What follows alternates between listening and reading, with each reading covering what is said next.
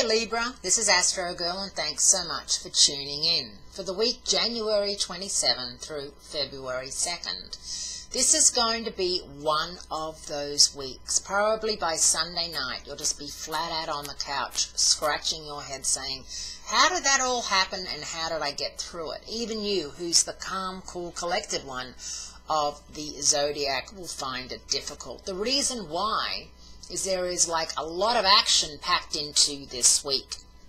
And much of it is happening on Friday, January 31st. Venus, your ruling planet, moves direct in Capricorn, where she stays through March. And once again, as I told you, Venus is not happy in Capricorn. Venus is happiest when in Pisces and second happiest when in your sign. But in Capricorn, she's miserable.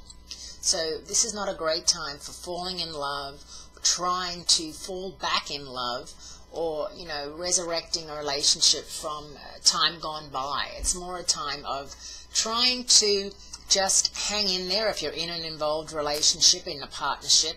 If it's going really well and Venus retrograde didn't affect it whatsoever, it really means something. It's really something to celebrate. It means that you are with someone that you can get through a really tough time with, because this Venus retrograde was felt all around the world with a lot of people having a lot of problems.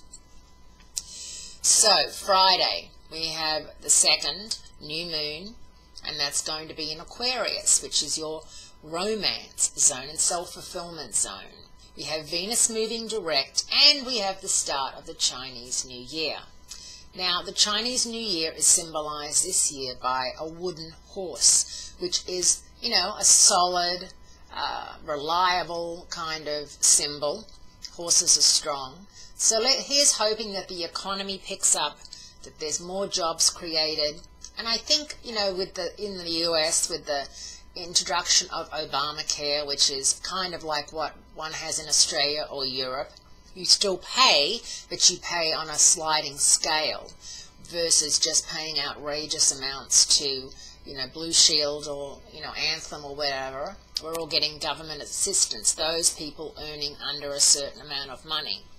And I think that finally the US is catching up to the rest of the world with the health care, and I think that's a very positive step.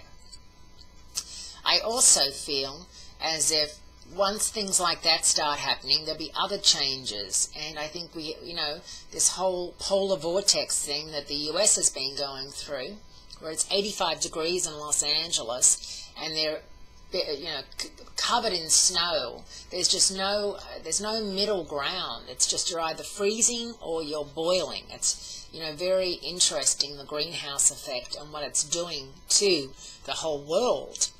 And I think in 2014, as a Libra, you're going to be happy to see a lot of changes made. In LA, for example, you're not allowed to, they don't give you plastic bags anymore when you go to the supermarket.